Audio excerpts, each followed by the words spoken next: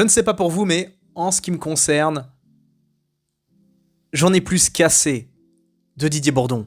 J'en ai assez, j'en peux plus, je sature. Je sature.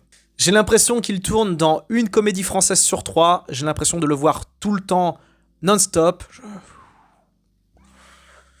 J'en ai assez. Salut tout le monde, j'espère que vous allez bien, que vous êtes en pleine forme et surtout que vous êtes bien installés pour cette nouvelle vidéo. Une critique avec et sans trop de spoilers de Natacha, presque hôtesse de l'air, une comédie française et une adaptation de la bande dessinée du même nom.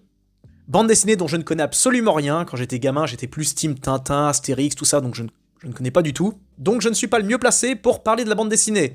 Pour autant, je suis bien placé pour parler du film, car je l'ai vu.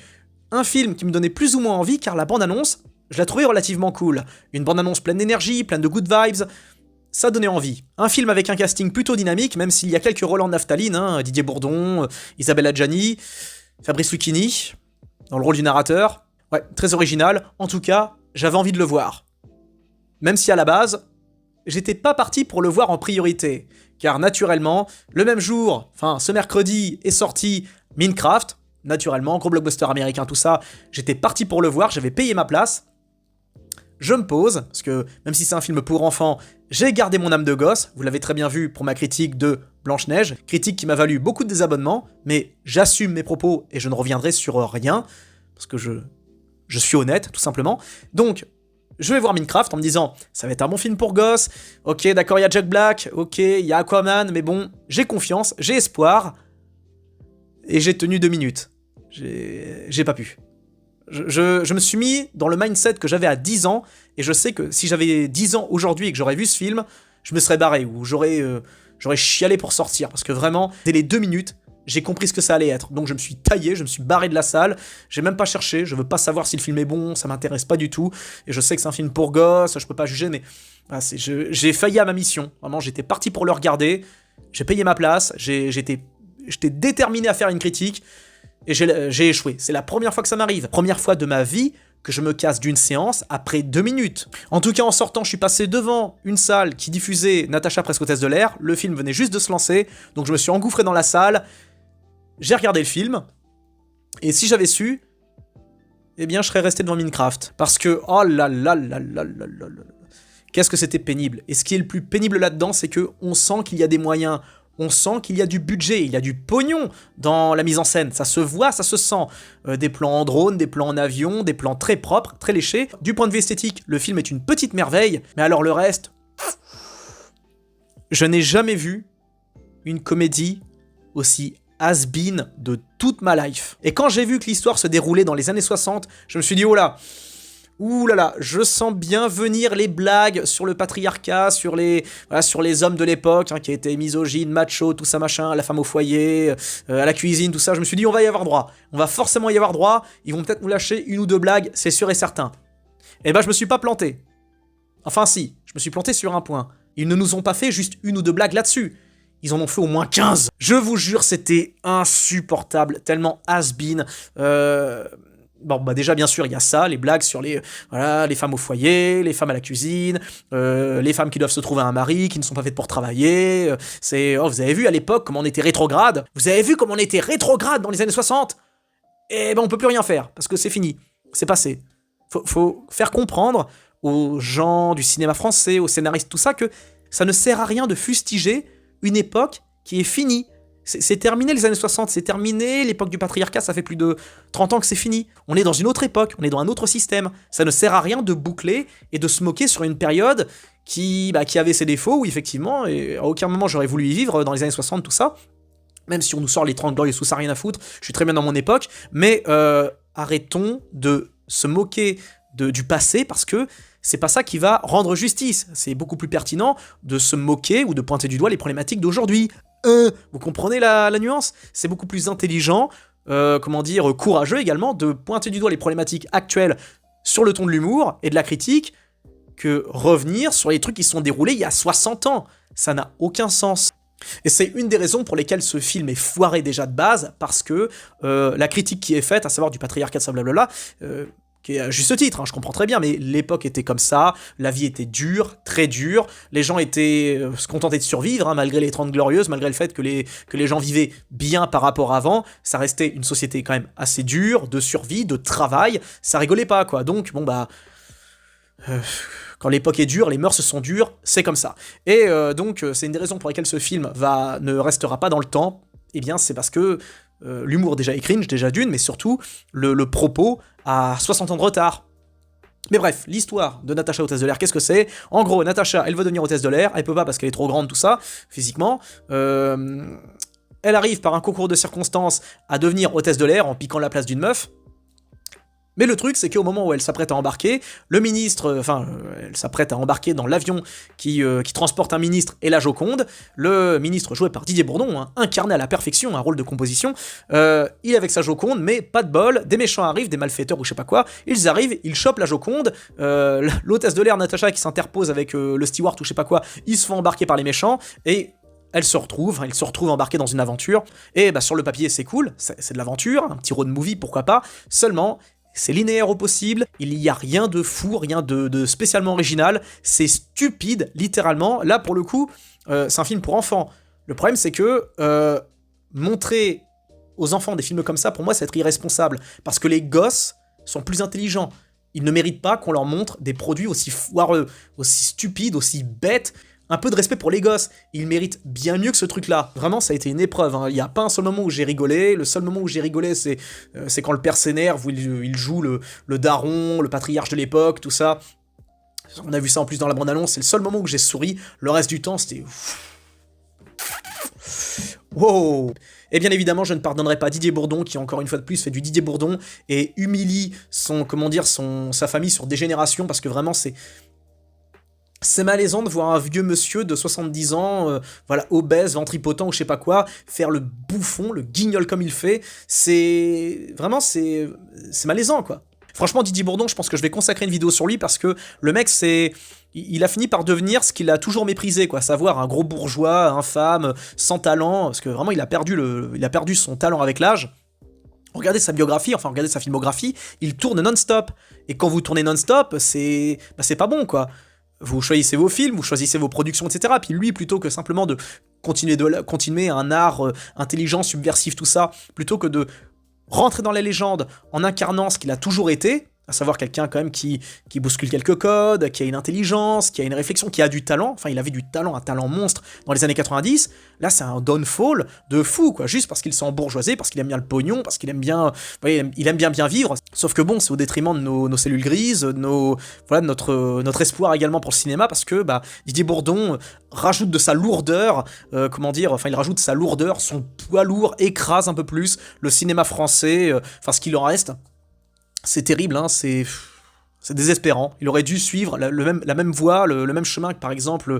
Alors, Légitimus, il a un peu disparu, mais il aurait dû, marcher sur les pas de Bernard Campan, qui lui, au moins, est resté honnête, droit dans ses pompes. Il a continué à faire des films, indépendants, pas tout le temps des comédies, il en a fait une ou deux vite fait, mais la plupart du temps, c'est des films un peu dramatiques, tout ça, où il joue des quinquagénaires, un peu torturés, tout ça, avec un petit soupçon de comédie. Vraiment, Bernard Campan, lui, il est resté fidèle à sa personnalité, à ce qu'il incarnait quand il était jeune. Mais alors Didier Bourdon, lui, il a succombé, aux sirènes du cash et du pognon facile. Donc c'est pour ça qu'on le voit dans 2000 comédies par semaine. Et donc, malheureusement, Didier Bourdon n'arrange absolument rien à ce film. Au contraire, il le rend lourd, très très lourd. Et c'est certainement pas un cachet positif, un cachet qui est à mettre sur le compte de Natacha, presque hôtesse de l'air. Vraiment, tous les acteurs sont lourdingues. Puis en plus, on a droit, bien sûr, à un message sous-jacent, parce que j'y pense maintenant, parce que c'est pour vous dire à quel point le cinéma français est has-been. C'est que dans ce film, il n'y a aucune figure masculine valeureuse. Pas une seule. C'est ou des méchants, ou des tocards, ou des lâches, des faibles, ou alors des machos, bons à rien, etc. Il n'y a que ça. Il n'y a pas une seule figure masculine, un peu virile, un peu... aucune. Voilà. Alors après, moi je veux bien, si on veut faire un brûlot anti-masculiniste, machin, pourquoi pas. Sauf que là, on parle d'une comédie pour enfants. Putain, ça vous aurait écorché la gueule de mettre simplement, je sais pas, un héros ou un mec exemplaire, valeureux, et pas toujours mettre que des baltringues. Parce qu'en plus, les baltringues qui sont mises en avant, ils sont nuls. Ils sont pas drôles. Il y a des baltringues qui sont drôles. Par exemple, tiens un exemple. Prenez Jonathan dans La Momie. Il était super drôle ce mec. C'était une baltringue, mais il était fun. Il était extrêmement drôle. Chaque fois qu'il arrivait, enfin chaque fois qu'il apparaissait, on se marrait quoi. Sauf que là, il n'y en a pas un seul. Parce que, en plus d'être des baltringues, ils sont pas sympathiques. Or, vraiment, il faut réussir, en fait, pour créer un bon antagoniste, il faut qu'il soit, s'il est bête, il faut qu'il soit gentil. C'est... Bah, s'il est con et méchant ou lâche, ça ne marche pas. En tout cas, le film est bourré d'incohérences, bourré de moments complètement what the fuck, ça n'a aucun sens, vraiment, ça n'a aucune... Il y a des moments que je pourrais vous sortir, hein. Passage où il ouvre la porte, il y a les deux gamines qui sont assises. Pourquoi ? À quoi ça sert ?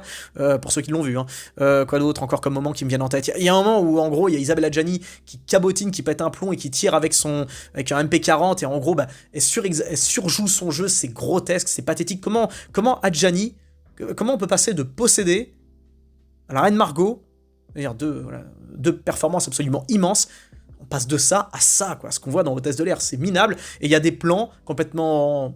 qui servent à rien, dans le sens, c'est des erreurs qui vont peut-être pas vous marquer, mais moi ça me marque, c'est-à-dire qu'on la voit tirer sur, alors les méchants se mettent à tirer à plusieurs sur les gentils, il y en a pas un seul qui se fait toucher évidemment, parce que c'est une comédie tout ça, mais il y a un moment, il y a un plan où on voit, ça tire de partout, il y a des impacts sur l'herbe, sur la flotte et tout, et puis il y a un plan fixe sur une statue qui se fait flinguer, ils ont juste filmé la statue, en mode, regardez, il y a une statue qui se fait dégommer, quoi, juste pour montrer que la statue se prend des balles, quoi, c'est bourré d'erreurs de débutants, d'erreurs techniques foireuses, et enfin c'est... Il n'y a rien à retenir, quoi. Il y a quelques plans sympas, des plans en drone, pour montrer à quel point la campagne c'est joli, tout ça. Ça, c'est typiquement les films français, c'est-à-dire qu'on va tout miser sur des plans prétentieux, comme on l'a vu, par exemple, dans Le Comte de Monte Cristo, c'est-à-dire que, on entrecoupe des scènes de dialogue où ils chuchotent, machin, des scènes de discussion avec des plans de paysages. Alors, regardez le beau paysage. Vous avez vu la pointe du Hoc, comment c'est beau. Vous avez vu la Provence, c'est magnifique avec la lavande et tout. Là maintenant, scène suivante, tout ça. C'est rushé, c'est comment dire. Non, c'est. J'arrive pas à croire que ce soit des adultes en fait qui soient derrière la mise en scène, derrière le montage, derrière l'écriture. Bref, film très pénible, difficile à regarder. Je veux dire sans faire autre chose, hein, parce que vraiment, j'avais le sentiment que mon cerveau était aspiré dans un vortex. Je sais pas si Minecraft était mieux, mais vraiment, ce Natacha Hôtesse de l'air, il n'y a pas un seul moment qui me revient J'ai pas un moment qui me revient en tête où c'était drôle. Non, c'est Didier Bourdon qui cabotine, qu'en fait des caisses tout le temps, genre... Voilà, super drôle, genre, y a les journalistes, oui, merci, cher journaliste, hein, et journaliste, tu sais, où il se pointe vers une meuf, parce que ça y est, c'est les années 60, donc il y a des femmes qui deviennent journalistes, et il insiste bien sur le te, après il refait encore une vanne là-dessus, il renchérit encore, ça n'en finit jamais. Pareil, on a aussi Baptiste Le Caplan, là, qui a un petit rôle, où en gros il joue un complotiste avant l'heure, et le mec sort des références actuelles, mais qui sont pas drôles. Ouais, vous allez voir, dans le futur on va nous confiner, après qu'un virus de Chine soit venu, et on regardera Netflix, et genre on est censé rigoler devant cette blague. On en est là, quoi. Putain, c'est minable, quoi. Dans la salle, ça rigolait un petit peu, mais ça rigolait pas vraiment en étant convaincu, quoi. C'est quand la dernière fois que vous avez été au ciné, voir un film français, où les gens riaient à gorge déployée? C'est quand la dernière fois qu'on a vu un visiteur, un truc comme ça, où il y a vraiment un rire de communion? Même, je veux dire, Bienvenue chez les Ch'tis, c'était très bien. On rigolait bien devant ce truc, c'était populaire, c'était sympathique, c'était fédérateur. On n'a plus de comédie fédératrice, et ce Natacha Hôtesse de l'air ne déroge pas à la règle, parce que, encore une fois, malgré le fait que le film se veut léger, se veut sympa, il faut que ça tape sur les mecs de l'époque, quoi. C'est-à-dire, oh putain, on clash les mecs des années 60, quoi. Les mecs sont tous morts, quoi. Wow, super, c'est très courageux. Et ça nique l'ambiance, parce que il y a un côté moralisateur, alors qu'on est censé être devant une comédie, quoi. Et bref, mauvais bail pour ce Natacha presque hôtesse de l'air. Je sais pas ce que vaut Minecraft, je m'en fous, je vais même pas aller le voir, je vais pas prendre le... J'ai compris, je vais pas m'infliger ça. Là, je faillis à mon métier, c'est hors de question que je m'inflige ce truc. Alors après, pour ceux qui ont des familles, je ne vais pas me prononcer, faites ce que vous voulez. Mais en tout cas, n'emmenez pas vos gosses voir Natacha Hôtesse de l'air, quoi, parce que vraiment, c'est compliqué, quoi. C'est vraiment compliqué. Les gosses méritent mieux, vous méritez mieux, on mérite mieux que ce cinéma complètement éclaté, has-been, obsolète, et flemmard, parce que c'est un film de flemmard. C'est-à-dire que on ressort le même pattern, les mêmes patterns, hein, on peut presque anticiper quelle blague il va y avoir, quel ressort scénaristique on va se taper, et puis aussi, pour bien faire en sorte que le film soit passable auprès du public, on le complexifie un petit peu, en rajoutant des intrigues, des sous-intrigues, un complot, vous avez vu, ça fait travailler, ça fait réfléchir, parce qu'il y a un sous-texte, sous-texte ou pas, c'est douloureux, c'est pénible, et même les plus grands défenseurs du cinéma des comédies françaises, qui parfois, souvent même, sont dans le déni de réalité, même là vous pourrez pas faire autrement que d'assumer le fait que ce film est complètement raté.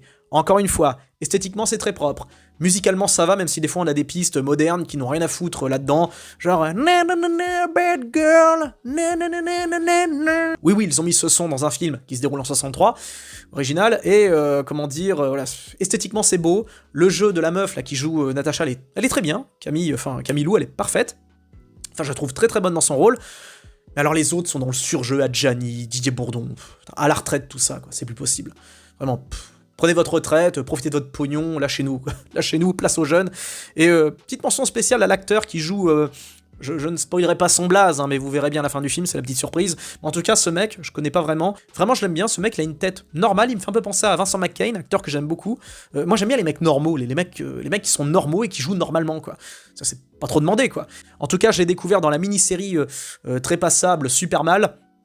Il n'était pas exceptionnel, mais il a quand même du talent, il a quand même quelque chose, il a du charisme, il capte bien la pellicule, enfin, pellicule, je sais pas si on dit ça, mais en tout cas, à l'écran, on le remarque. En tout cas, j'espère le revoir prochainement dans des productions, on va dire, de plus haut standing. Et cette comédie que j'attendais sympathique, généreuse, familiale, ça avérait finalement être une sous-comédie, un navet moralisateur, sans grande originalité, sans originalité tout court. Bref, on s'en serait bien passé. Le cinéma français s'en serait bien passé, et surtout, on s'en serait bien passé, enfin, je m'en serais bien passé. Voilà mes amis, j'espère que la vidéo vous a plu, donnez votre avis dans les commentaires, j'y tiens, et n'oubliez pas de lâcher un like. Plein de bisous à tous, ciao.